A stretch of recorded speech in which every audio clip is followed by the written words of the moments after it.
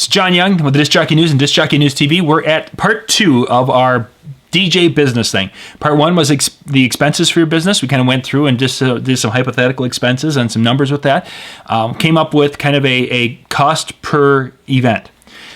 2, we're going to be talking about a little bit different this time. We're going to be talking about pricing of your service. Now, we came up with a price from the first one, and you know what we're going to do is we're just going to go right back to our slideshow here so we can talk about it, because you're seeing it right up there, how to price your DJ service. And again, this isn't price fixing that we're talking about. I'm trying to give you some guidelines because it's going to vary by market, from market to market. Some places it's more expensive to do business, some it's cheaper to do business. Some places you're traveling hundreds of miles, literally. I know people who are traveling 5 and 6 hours to an event, and sometimes they're traveling 20 minutes max. So it's going to vary. But from our first, just the expense of our first one, let me see if I can pull this down. We came up with a number of $464.90. If you watch part 1's video, you'll see where we came up with that. It's all the different things put together to come up with that number as kind of a minimum, what it costs you to produce the show. Now, that doesn't mean you have to charge that. That means you could charge less. And you're not, you're now maybe supplementing the cost of that, or you could charge a lot more. It doesn't matter. But that's basically, with our hypothetical thing, that's what it costs to produce a show for that hypothetical company. So a couple of things we didn't talk about, of course, and I mentioned at the end of that video, is health insurance. If you want to have that, you're probably going to be looking at $50 a show to add your health insurance. If you want to have some kind of a savings in there, for retirement, you may be $100, $200, $300, $500. So it's not really tough to get much more than the $400, because if that was $20 an hour for your time, maybe you want to be $50 an hour. Just a couple of small additions there. And where does it go? Does it show us what our final? Oh yes, there we go.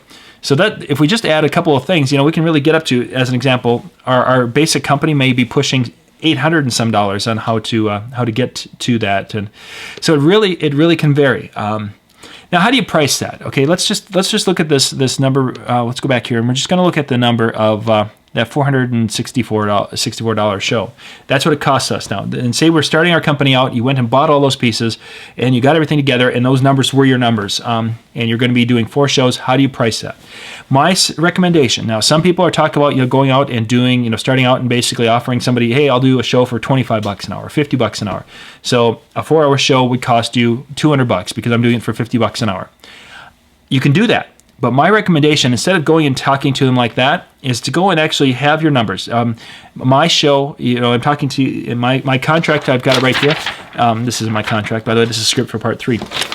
My contract has our shows cost $500. So say $464 is and you want to make, so $500 is your minimum. $500 is what our shows run for. But as a introductory special, or especially if you're going, you may offer to do a show for a group at a discount of maybe $300 or $200, whatever.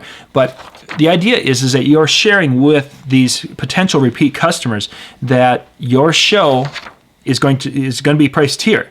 But now maybe for the first 3 shows, you're going to, if it's a regular repeat customer, maybe for the first 3 shows, you're going to give them a lesser rate so that they can see what you do, you can gain the experience, and you can grow. But you always, you don't want to be saying that, okay, $200 is what our show costs $200. Because if you do that, then that show's going to cost you $200 for that. That's in their head that's all it's going to ever be worth. Hence, you end up finding different clients.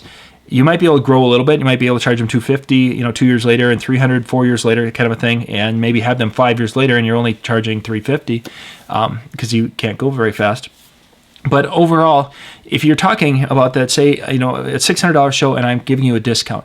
Well, now that they have an idea that, okay, that $600 is, what they should be, but I got a discount on it. And you get in there, you do a great job, you impress everybody. Now the next time, maybe I can do, instead of a 50% discount, maybe I'm 25% discount. You can work your way up to that $600, and you're going to have less arguments with that. You're going to have less of them disrespecting your value if they have an idea that you are charging that, and they've got a deal. So just a little quick touch on where to price yourself. Keep in mind that your time away from family is huge, and it has value.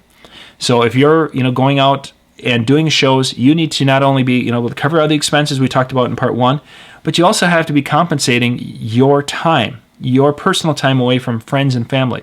When everyone else is out partying and having a good time and you're having to work, that's going to have a value in your head. And you need to figure out what that is, because a lot of you hear DJs talk about that they won't go out for anything less than X.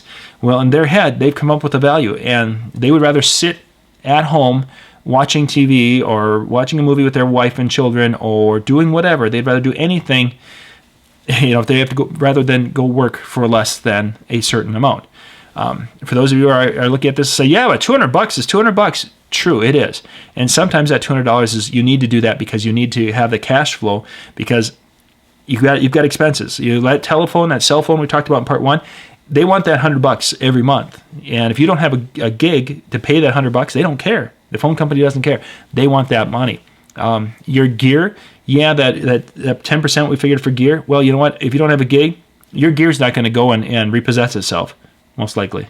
But so there's times where you're going to have to do that. I'm not saying you can never take take something to just have some cash flow, but when you get into prime months and prime dates, you've really got to be careful, because selling as in your area, if June is your prime wedding dates, not so much in our area anymore, but if June is your prime wedding dates, you certainly don't sell your prime wedding dates below your list price or your prime price, because especially at a time, a year and a half out, not a chance, because that's just silly. You're leaving money on the table. You're selling something that there's only a finite number of dates. You know that those are going to book if that's your hot time of the year. To let those go for anything less than a premium rate is silly on your side. Now, if you get into a slower time of the year, you may adjust a little bit just to keep the cash flow going. You'll have another rule of thought, or line of thought. Let's go with that. Another line of thought that, I do the same amount of work for a June show as I do for a September, October, November, this off months. That might be true, but it's really going to become up to each person of cash flow. Can I survive and hold to my guns and not book anything in that month, or do I need to get something on the books? I mean, that's a philosophy that is talked about not in seminars, but in hallways, where DJs basically on these slow months they need to get 2 bookings. Once they have their 2 bookings, then they raise the prices for booking 3, raise the book 4, and slowly but surely, as they fill the month in, now they've got their average per show is pretty high. But the first couple of shows, just to get something on the books to keep people working, might be pretty low. Anyway, pricing. That's my thoughts for that. On session 3, part 3, we're going to get to that next. That is going to be talking about some typical business expenses. I've got a great resource for that, and we'll end up talking about that in the next session. This is John Young with the Disc Jockey News.